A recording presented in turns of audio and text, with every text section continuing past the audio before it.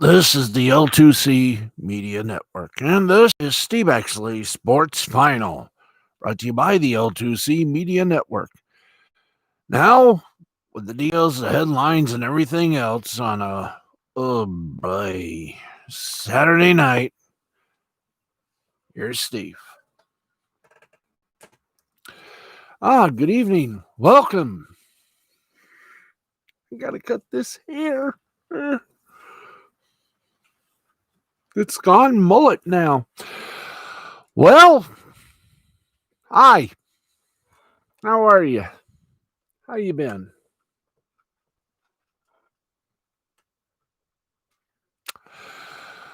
Well, hey, what can I say? What can be said? Except, oi, I just hope the hell the Lions ownership doesn't really think Jim Harbaugh will be their new man for the Lions. If they do, I am demanding drug test. Anyway, hi, how are you, everybody? Good evening.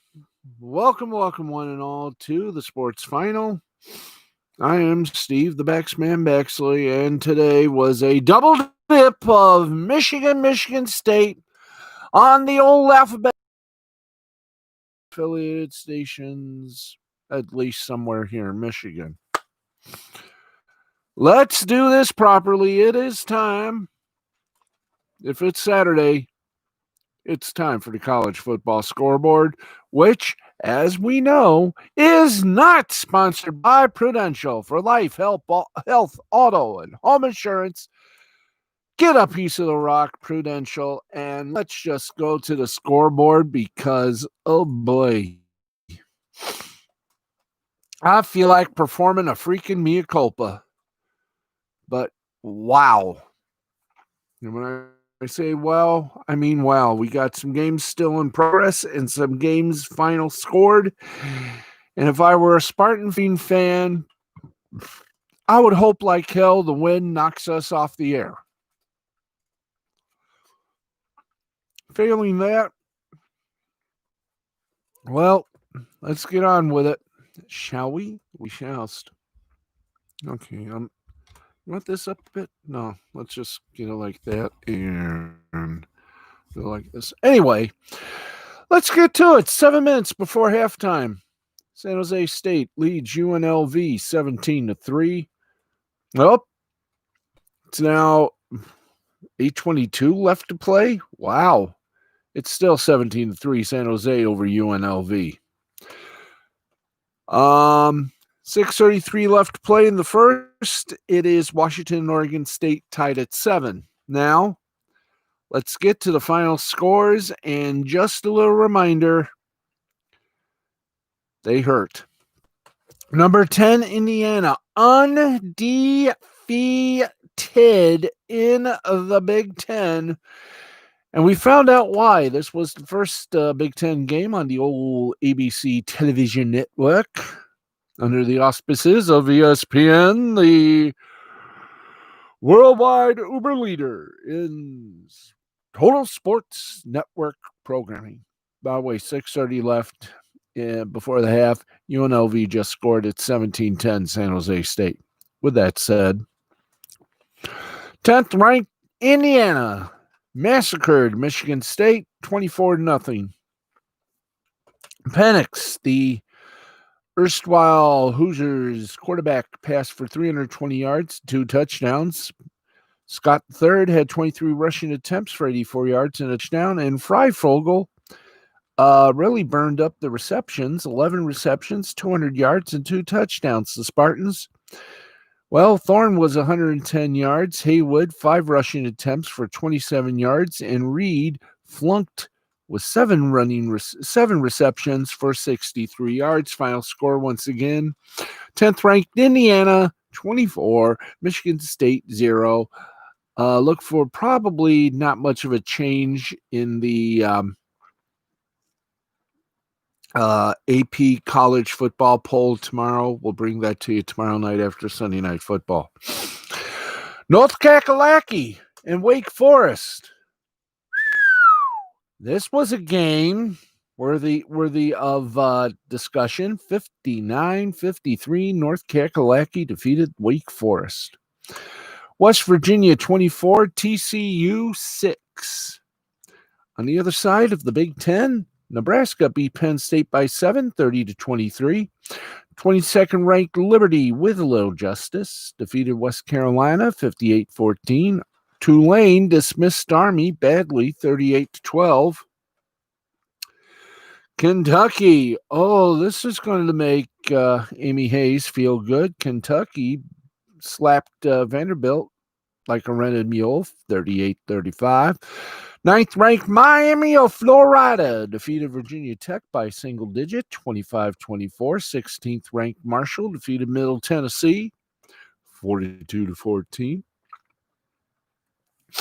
Illinois finally did something in 3 games they weren't able to do. They defeat Rutgers 23-20. 25th ranked Louisiana defeated South Alabama 38-10. Fresno State defeated Utah State 35-16. Appalachian State, or as they are initialed, App State, defeated Georgia State 17-13. In the battle of initials, University of Texas San Antonio defeated University of Texas El Paso 52-21. Colorado defeated Stanford 35-32. 20th ranked USC over Arizona 34-30. Almost win. University of Houston defeated South Florida 56-21. Georgia Southern over Texas State 40-38. Second-ranked Notre Dame defeated Boston College 45-31. Western Kentucky over Southern Miss 10-7. Virginia over Louisville 31-17. San Diego beat Hawaii 34-10. Texas Tech over Baylor 24-23. 23rd ranked Northwestern over Purdue 27-20. Nevada defeated New Mexico 27-20. 11th ranked Oregon over Washington State 43-29. 6th ranked Florida over Arkansas, or for those of you down south, Arkansas 63-35. Ooh. 19th ranked SMU lost to Tulsa 28-24. University of Central Florida beat Temple 38-13. 13th ranked Wisconsin. After about 2 weeks cancellations due to COVID, they came into the big house. And, if I were Jim Harbaugh's agent, I'd be asking if the Detroit Lions position is about to be open, because his khakis must be in fuego, because he and the Michigan Wolverines were severely, totally, undisputedly spayed and neutered 49-11. I would tell you the stats, but really, I'm not in to, but let's put it this way.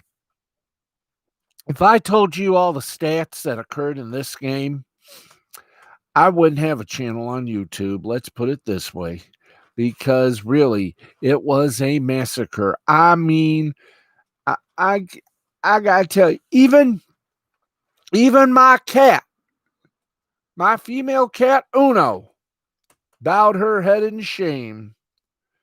There are dogs who literally left the vet's offices in mid-neutering going, ain't gonna happen. 49-11, Wisconsin neutered Michigan. Embarrassed is not the word. Decimated is not the word. The word is neutered. And a lot of people are saying, well, a lot, except for a few Michigan broadcasters, I won't mention their name, Dan Neerdorf, not exposed, but calmly said it was the injuries that did him in. Ha! Wisconsin started out the first portion of the game, catching an interception. This was an embarrassment. This was a must-win game for Jim Harbaugh.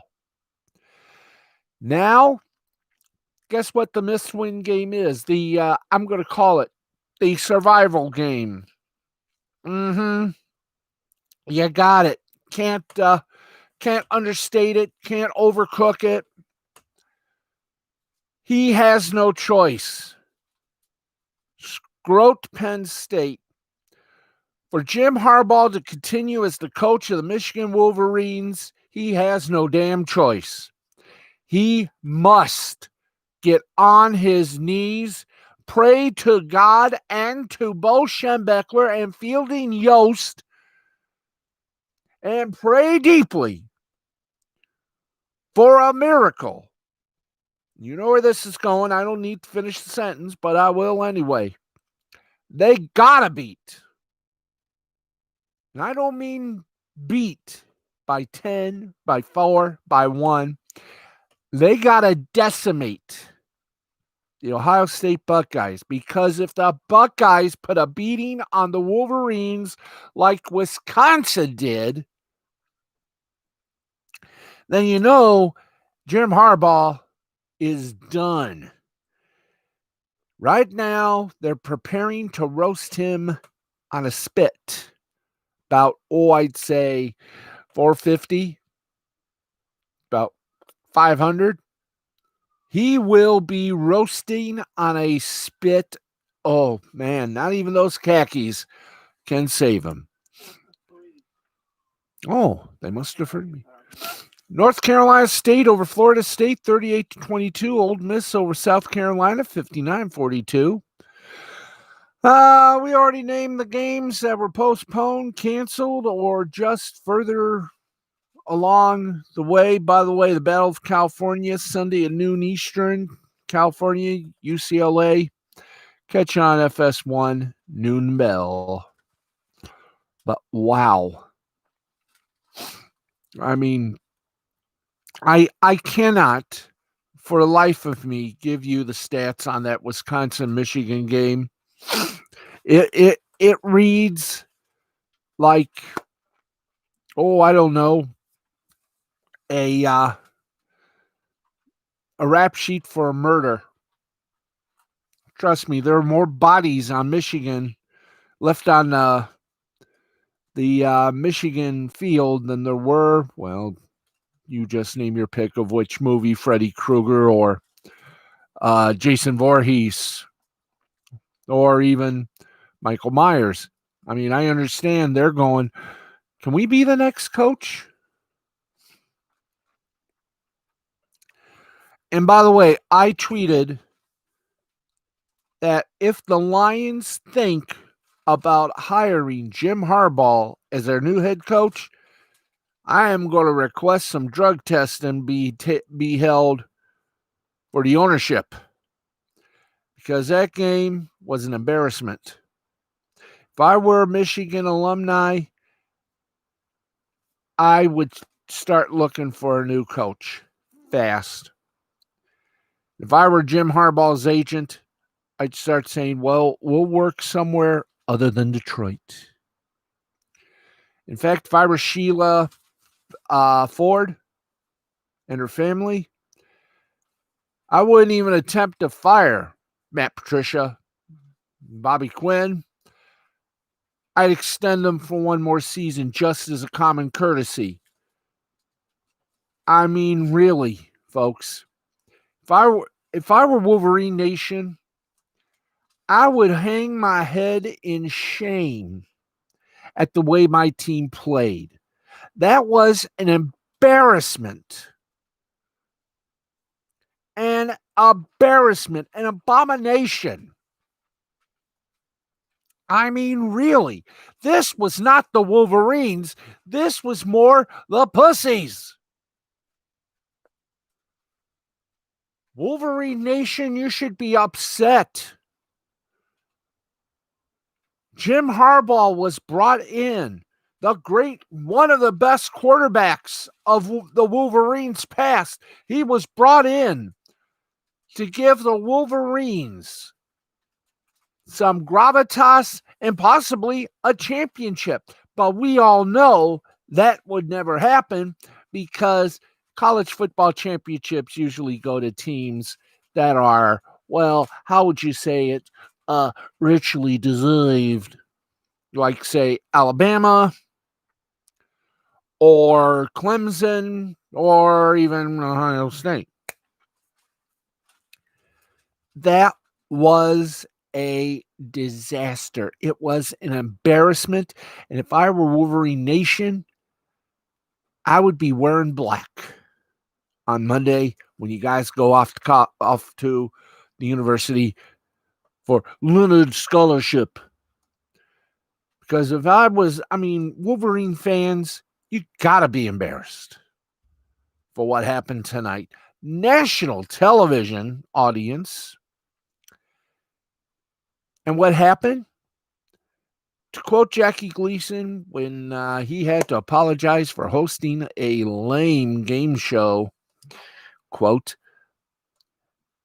"This program has laid the biggest egg in television history. An egg that was so lame that it just cracked and out came a dodo bird with khakis.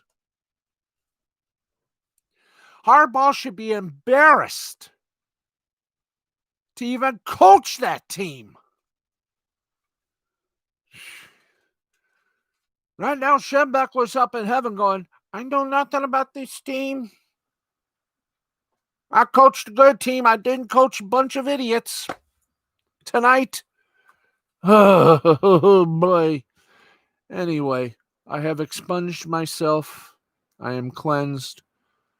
But now, that's it for the college football scoreboard and about a half an hour of rant. On the other side, hey, the new coach for Michigan State, I'm not going to give him a pass. I'll just lay it on the line. He's a new guy. He's got some fresh ideas, but unfortunately, the team just wasn't cooking on all cylinders. It's not the coach's fault. It's not the team's fault. Maybe he should have tried harder. That's about it. I'm not biased or anything. It's just that when you lose, and this is the second humbling the Spartans did. Bad. But what happened to the Wolverines tonight, that was just downright. I wish I could say the strong term for it, but I think I've spoke on it to the nth degree. And I think the tenure of Jim Harbaugh, if he loses to Ohio State, should end immediately. Anyway, let's get going with some more headlines in the world of sports. Now, some of this stuff you already reported on. So, by the way, Masters at 10 bells. Speaking of Masters, let's sort of calm things down a little bit. Let us embrace the moment of a laid-back tournament at Augusta National. The third round of which was pure gold. It should be no surprise that Dustin Johnson leads the most relaxed Masters of all time by 4 strokes. Going into tomorrow's final round, DJ shot a 65 on Saturday and seemed to, if at all possible, become more laid back as the third round unfurled at Augusta. The tenor of the Masters always changes on Saturday afternoon when the leaders tee off in round 3. It shifts from a social gathering to the most intense day and a half on the professional golf calendar. You can see it, you can feel it, some even live it. And the players can as well. It's part of the rhythm of the week at Augusta National. Now, with no patrons, no fans in attendance this year, that shift never came. The top golfers in this year's Masters tried to get to the house with something respectable to take to the big old final round. The only audible applause came from a smattering of members of the club and their wives socially distanced throughout the property. It felt so low key that if it was as if 92 pros had been invited to a member's guest outing, but all of the members ended up watching the guests instead. Johnson offered the most dominant show of the week from the onset. His 221-yard approach at the par 5 second hole landed 3 feet from the pin, which he made for eagle before posting a 31 on the first 9 that looked even easier than it reads. Even his bad shots were perfect. On the par 3 6, he bemoaned a fade that started too far to the right on a left-handed pin. It hit a slope way outside his line and funneled all the way down for an under-the-hole birdie look. Not the breaks we're used to seeing him get at the majors. A sensible second 9 saw him birdies 13 and 15 and par the rest for a second 65 in 3 rounds.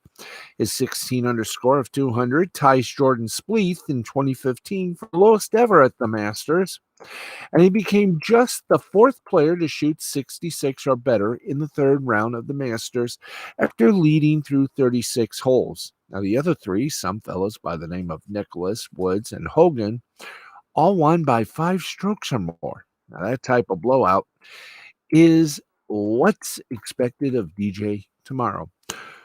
Though we've seen him give away 54-hole leads and co-leads in majors before, several in fact, this year should be different. The 4 golfers closest to him, Sungjae Im, minus 12, Abraham Ancer, minus 12, Cameron Dancer, minus 12, and Dylan Fratelli, minus 11, are not heavyweights, and he's never been up by 4. Plus, Johnson seems to be playing a different game than he has in the past. Now, normally DJ's vibe runs against the grain at major championships. The atmosphere in these 4 weeks is so intense that his looping gait and cat-like swag pop hard against a canvas of gritted teeth and racing hearts. This year, fits in. The concessions are free. There are no ropes to herd patrons to the proper spots because there's no one there. A yelping family member qualifies as a roll or a roar. It's apropos that this is Dustin Johnson's Masters. Now, it's not that he don't care. He cares a lot. He simply has this inherent ability to let go of what he needs to, and move on to the next shot. It is a true superpower in golf. And when McIlroy talks about it, it feels aspirational. When DJ is really rolling, he somehow dials down the tension, which is, frankly, impossible. On the 18th hole Saturday, he cooked a 333-yard down the pipe that didn't even scare the right damn bunker. That has given players fits for years. The most remarkable part, however, is that he took his swing before everyone was set on the tee box and never even looked at where it landed. It was legitimately the best shot seen all week. His mood felt directly related to his score. The deeper he went on the board, the more DJ-like he became. After he birdied the 15th hole to get 16 under, he was stopped by rules official Slugger White on his way to 16. As DJ spewed chaw the other direction and kept on striding, "The boys ahead of you are on the clock." Of course, knowing DJ's tortured history in major championships, we expected something very normal and totally not unusual to happen. With a 9-stroke lead on the second 9 on rendering him unconscious until he's put on the clock and eventually disqualified. That would be almost less surprising than what's happened to him over the course of his major career. No lead is safe in golf, but this one is totally as secure as they come. He has hit 87% of greens in regulation, and the finish line is in sight. It seems obvious in retrospect, though. DJ's lengthy arms being measured and remeasured for a green jacket has always seemed obvious. But here we are. the end of a long, tired, bizarre golf year, and the most placid man of the sport is about to win the most laid-back Masters of all time. What's next? A laid-back holy moly? For God's sakes, could you imagine? Rob Riggle? Calm? Please. That's about par for the course. Pun definitely intended. It's after midnight, and ooh la la Bethune. We still got a lot on the ball here for you tonight on the broadcast. Let's go to it. Major League Baseball news. And yes, friends, the baseball gods shine upon us. More rumors as we draw nearer and nearer and nearer to the day the wallets open. Free agency day. Now, awards week is over, and the next few weeks are traditionally the busiest of baseball's off season. Teams like to handle their big old major business before the holidays. Free agents like to sign before that too, so they can focus on arbitration and the margins of their roster in January and February. Now, here's the latest hot stove rumor. As my cat seems interested in, well, whatever it is. At least 10 clubs, including the Braves, are in on free agent outfielder Marcell Ozuna, reports John Heyman of the MLB Network. It's not happened yet, but the universal DH is expected to be put in place again next season and become permanent with the next collective bargaining agreement in 2022. That presumably makes National League clubs more comfortable signing Ozuna long term. The 30-year-old, he just turned 30 early this week. He fell 13 batting average points short of winning the National League Triple Crown this past season. He was a monster during his one-year contract with Atlanta. Ozuna finished sixth in the MVP voting, and at his age, he should still have several peak years remaining. He is a subpar defensive outfielder, but won't have to play out there once the universal DH becomes permanent. See, he wasn't eligible for the qualifying offer this winter after receiving it last year. Now, MLB Network's Peter Gammons, according to him, says center fielder Jackie Bradley Jr. is said to be a priority for the Astros. Houston could lose 3 outfielders to free agency this winter: Michael Brantley, Josh Reddick, George Springer. And while Kyle Tucker is locked into a starting spot next season, the Stros likely need to go outside the organization to fill out their outfield. Bradley did not receive a qualifying offer. The 30-year-old Bradley is arguably the best defensive center fielder in the sport, and he just enjoyed one of the best offensive seasons of his career. He set new career best in batting average, 283, on-base percentage, 364. May have been a short 60 games, but setting career best is preferable to more of the same. At worst, Bradley will give you elite defense at a premium position. He also offers some offensive upside as well. And there are your rumors right there, kiddies. Enjoy. With Whole 5, I do not believe I'm about to say this, but little Nicky Rekieta, the humble Minnesota lawyer, attorney, has a special Saturday night edition of Lost Blaming the Interweb channel. And tonight, we continue looking at election 2020, an election that needs no introduction. So if you want to see it, feel free, enjoy, and have a ball, won't you?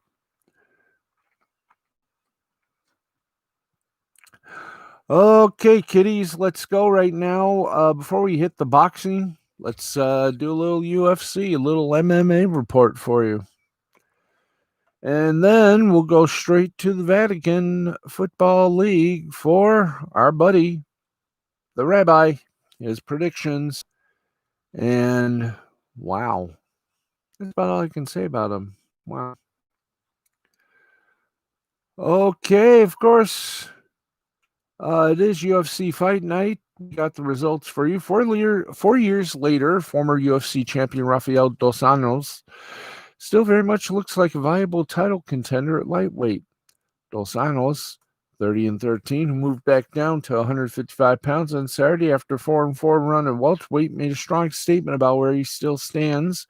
The 36-year-old with a dominant victory in a hard-fought split decision at the UFC Apex facility in Vegas, baby. Two judges scored the 5-round main event in favor of Dos Anjos, 50-45. Third judge scored it 48-47 for Felder, who is 17-6. He saved the card by taking the fight on just 5 days' notice after Islam Makhachev pulled out with an illness. The 36-year-old Felder was originally scheduled to work the fight broadcast for ESPN as a commentator, but was able to accept the fight due to triathlon training, which had him close enough in range to make weight. Even though his stamina was strong for 25 minutes, Dos Anjos relied on 6 takedowns and dominant control of the grappling to leave no doubt who the man.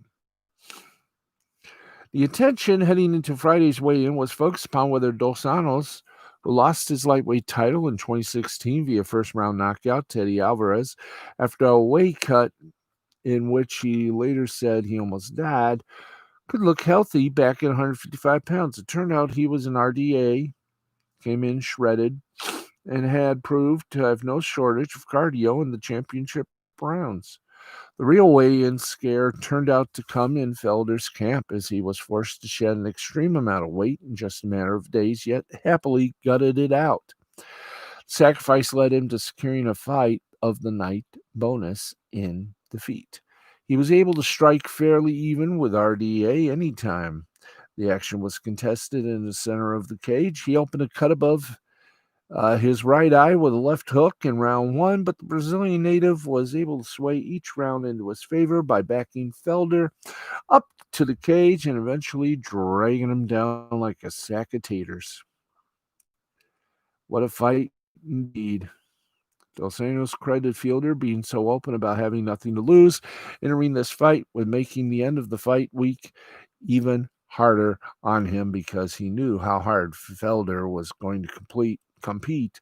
But despite flirting with retirement talk at various points over last year, the experience of taking this fight on late notice and focusing his efforts on honoring the memory of his late father seemed to recharge his fighting spirit. Now for Dos Anjos, the victory saw him add himself to an already deep pool of viable title contenders at lightweight. Former champion feels he should be in consideration for a title shot right now, despite entering the fight with 4 losses in his last 5 outings in welterweight. So that was fun, wasn't it? Yes, it was. Anyway, 12:10 right now. We are on the air until 12:35. Our spanked Ora with you. By the way, happy Sunday here on the East Coast. It's still Saturday night on the left side of the coast. And we're here having a good time, wishing you were here as well. Yahoo. Don't you just love it? Shikaboom. Okay, bonsoir, mon ami. Let's get to it. Let's see if there's any good things to report or any bad things to report from our friends at awfulannouncing.com. Yeah. By the way, if you watched both the Michigan State Iowa game and the Michigan Wisconsin game, you'll notice this was a double dip done by Holly Rowe. Congratulations, Holly. A little 7-Up drink for thee.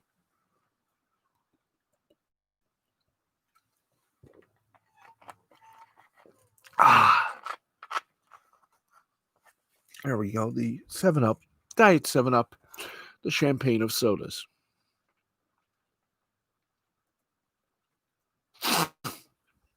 So, wow. The Heisman Trophy ceremony, the 86th annual, will be a virtual celebration on January 5th. It'll be done over at ESPN Studios in Bristol. It's going to be cool. Attain it.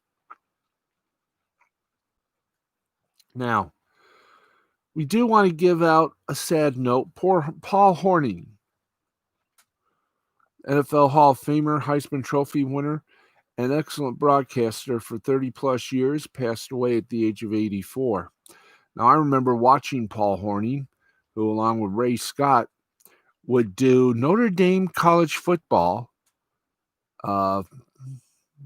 syndicated version of the games for about, I think it was an hour or 90 minutes. But these two legends just worked together famously. It was fun. It was fun indeed. Paul Hornung, truly a class act. He will be missed. Touchdown Jesus is right now blessing the skies for you, especially the winds. Okay, wow. Okay, it is time we say some shout outs, and then we're going to get you a little boxing, and then we're going to span the wildness of the scoreboard as we continue on our merry little chase in Sanborn. By the way, that was your college football scoreboard. I just said that. So,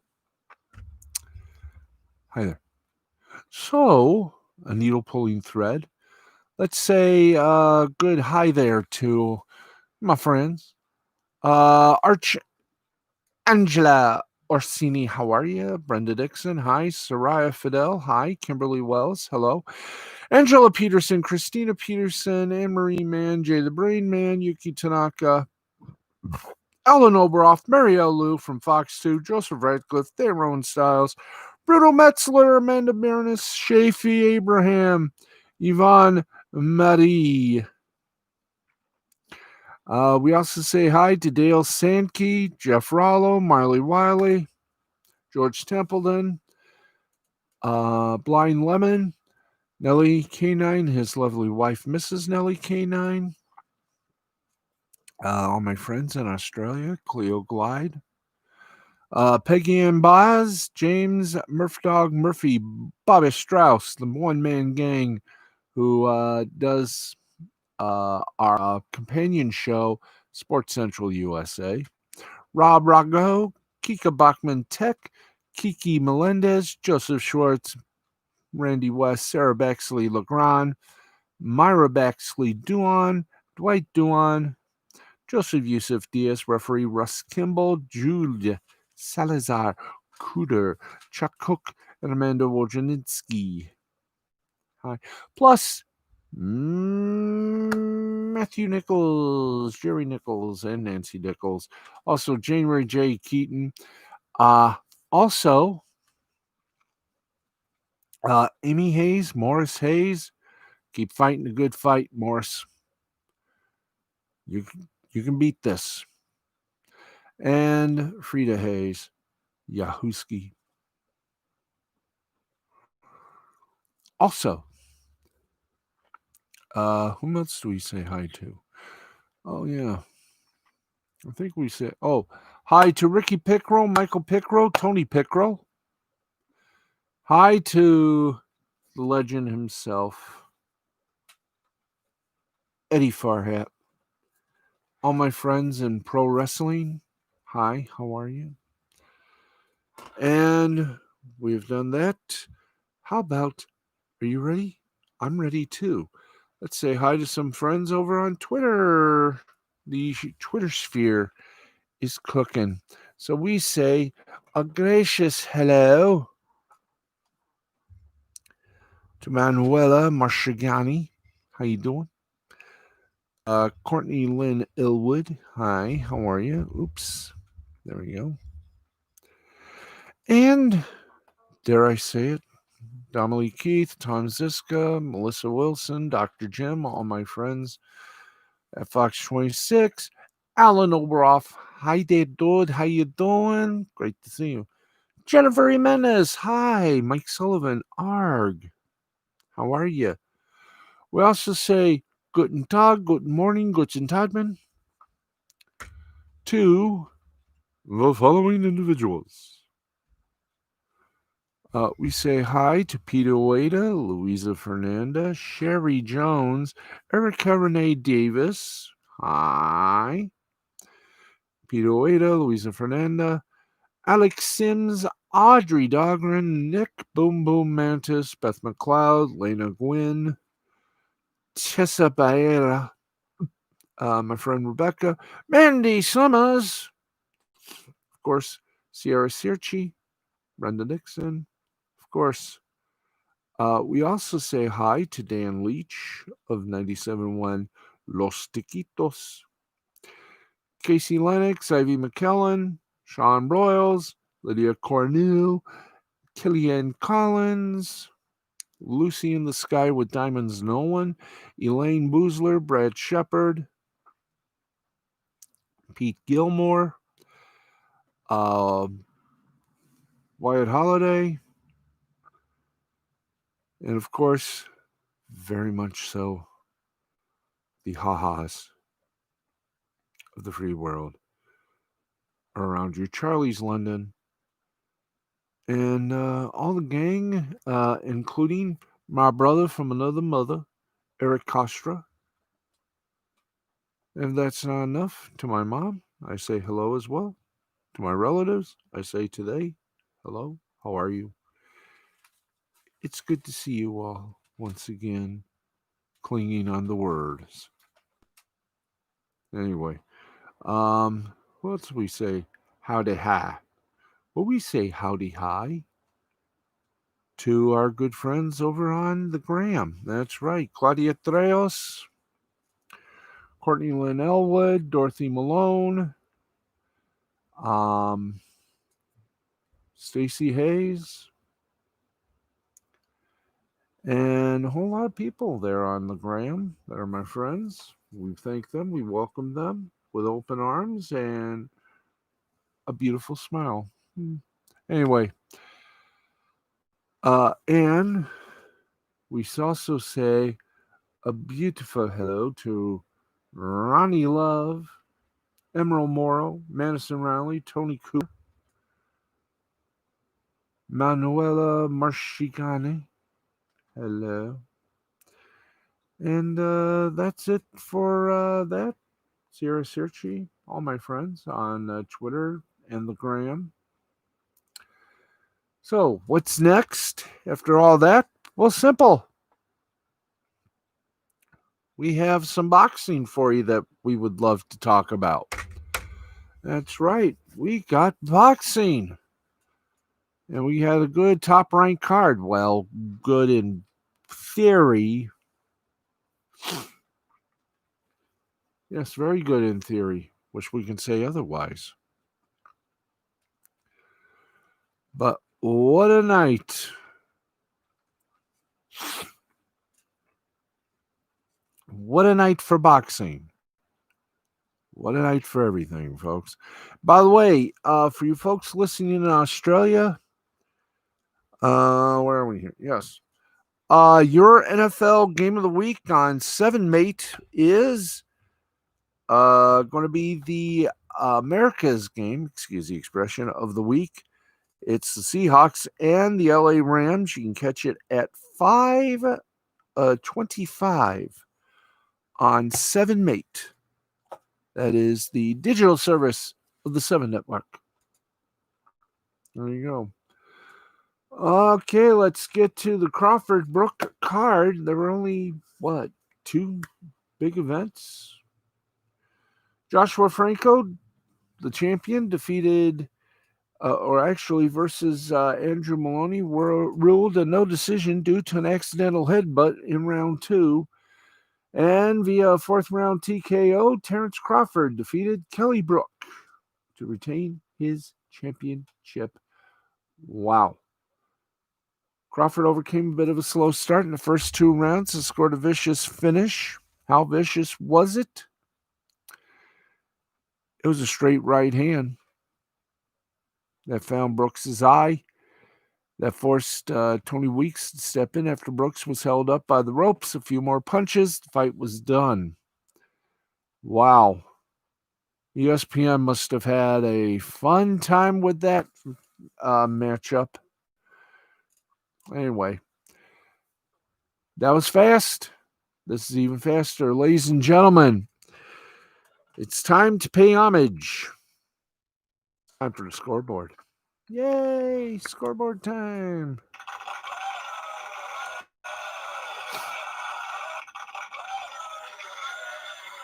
What more can we say? Our viewers love the scoreboard, so we're going to give it to you, kids. The scoreboard, and then we are going to say goodnight. Want to remind you, of course, tomorrow, 4 o'clock, catch the fastest 30 minutes on pro football as we bring you after the first half.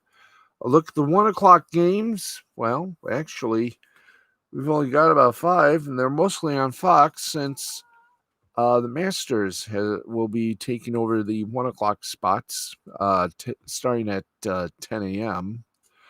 on CBS. Let's give you some of the scores and all the stories that have occurred. Let's go first to the UEFA Nations League. League A, Germany over Ukraine 3-1. France over Portugal 1-0. Sweden over Croatia 2-1. Switzerland and Spain ended in a 1-1 tie. In League C, Azerbaijan and Montenegro ended in a 0-0 tie, while Cyprus took out Luxembourg 2-1. And in League D, Malta over Andorra 3-1. San Marino and Gibraltar ended in a 0-0 tie, and Latvia and the Faroe Islands ended in a 1-1 tie. In basketball, in Spain, Fuenlabrada defeated Basket Zaragoza 82-81, and Barcelona defeated Real Betis 82-53. Swedish soccer, that's funny. Swedish hockey, either way, we have all scores. Malmö over Brynäs 7-2. Skellefteå over Oxraman 3-2. Växjö over Luleå 3-2. Farstad BK over Djurgårdens 5-0. Frölunda over Linköping 3-1. And after overtime, Obro over Rogel 6-5. Finland. JYP, are you down with them? Beach Crit 3-0. Cuckoo over Hämeenlinna 3-2. Pelicans over Tappara 5-1. Turku over Salpa 2-1. Isles over Västern Sport 6-0. IFK Helsinki over Karpat 7-1. And Luko over Asat 9-1. Japanese baseball action. It was the Yokohama Bay Stars over the Yomiuri Giants 5-4, 5-10-1 for the Bay Stars, 4-8-1 for the Giants. Tyra got the win for the Bay Stars. He's 5-6, and Shugano got the loss for the Giants, 14-3.